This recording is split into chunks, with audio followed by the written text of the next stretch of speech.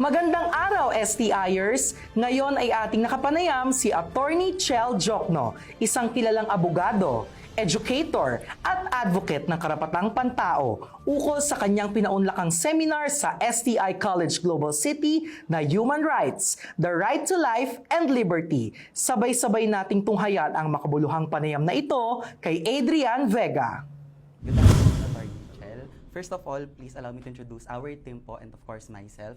I am Zerbert Adrian Vega, campus journalist of Global News Central, and we are Global News Central, STI's news media outlet. So, we have prepared here questions po, sir. Pero syempre, we want you to know na it is an honor po para sa amin na ma-interview kayo and of course, mahingi ang mga kasagutan sa aming mga tanong na hinanda po para sa inyo. Well, it's an honor to be among campus journalists also. Yes po. Thank you po. Actually po, nilook up ko po kayo and of course ng iba pa pong mga team ng Global News Central. So, ayun po. First po, we have prepared here questions na pwede nyo pong sagutin. Ganun. So, first question po, kanina po kasi, dun sa interview, ay sa seminar, nabanggit nyo po na ang human rights ay isang krusada para sa inyo.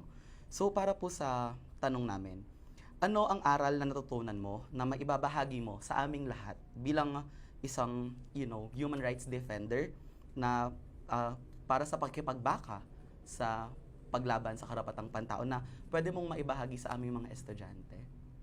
Tingin ko, meron sa lipunan natin na ang nagiging feeling nila ay powerless sila at wala silang control sa buhay nila, lalong-lalo na hindi nila maiangat ang buhay ng pamilya nila at ng sarili. Yung gusto ko sanang makita at mangyari dito sa atin ay yung mga kapatid natin na ganyan ay mabigyan ng boses at mabigyan din sila ng empowerment. Kasi sa tingin ko, yun yung matagal na natin hinahanap bilang mga Pilipino. At yun din yung nararamdaman ko sa mga kabataang Pilipino. Ang hinahanap din ninyo ay equality, di ba? Justice and empowerment. Yan. Katulad nga po ng sinabi nyo, ganun po talaga siya kahalaga para sa amin at syempre sa paglaban po para sa karapatan ng bawat isa. Gusto ko lang pong itanong, ano po sa tingin nyo yung kahalagahan nito para sa mga estudyante at ano po yung maipapayo natin sa mga estudyante na patuloy na ipaglaban ng ating karapatan at ang karapatan ng bayan? May isa akong natutunan sa father ko na itinuturing din na ama ng human rights dito sa atin. Sabi niya, kuminsan nakakalito yung human rights kasi ang napakaraming mga karapatan. Meron right to health, may right to travel, may right to bail, at iba-iba pa. Kaya sabi niya, madali lang maunawaan yan. Sabi niya, kahit na marami tayong mga karapatan, kung tutuusin, 3 lang ang basic right natin. Siyempre, yung pinakauna ay yung right to life. Kasi wala naman tayong ma-enjoy na ibang rights kung hindi tayo nabubuhay.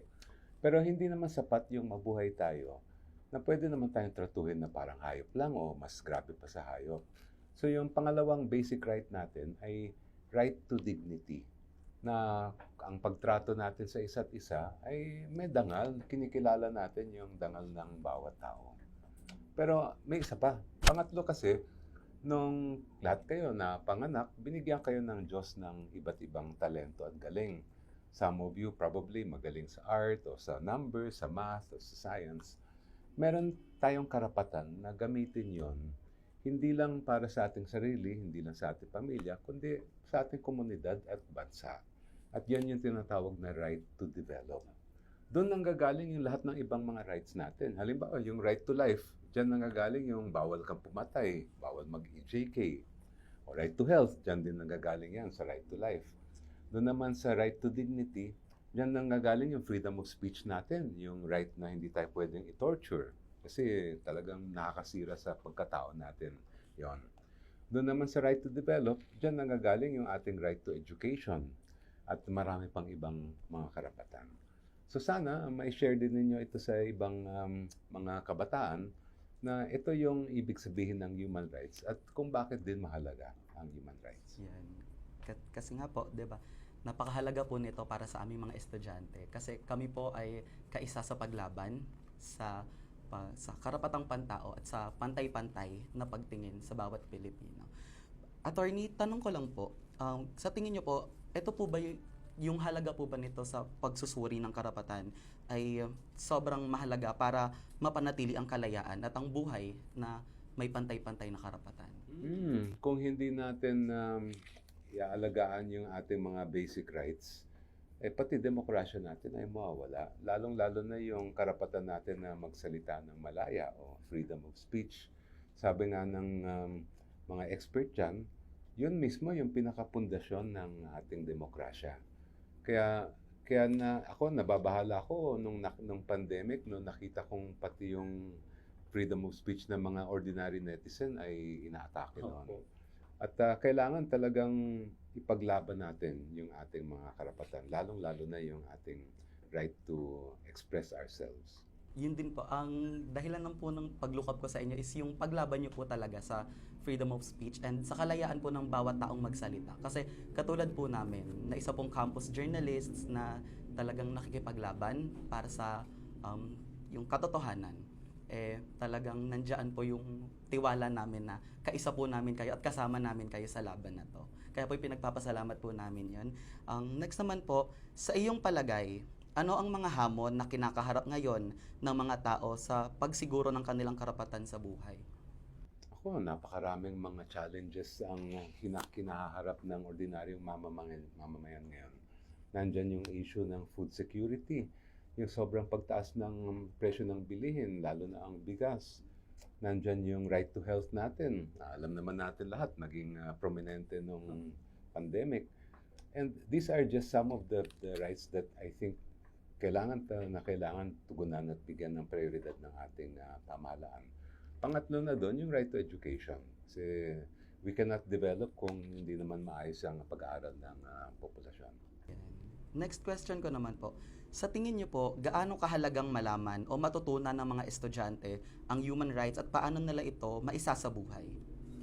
Ako, ang pinupush ko sana ay maging bahagi ng basic education ang pagtuturo ng human rights.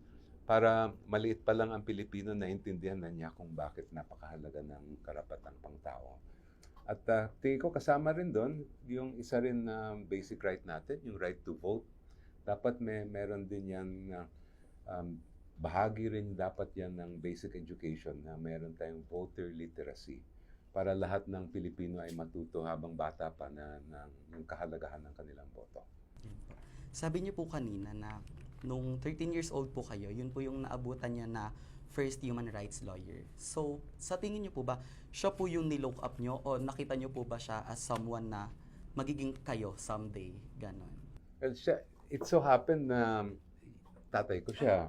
Kaya talagang naging role model ko siya kahit noon pa man, lalong-lalo na nung ang kwento kasi diyan nung dineklara ang martial law noong 1972, siya yung isa sa mga pinakaunang hinuli, ikinulong, 2 taon yan na wala naman siyang kaso, walang warrant, walang dahilan.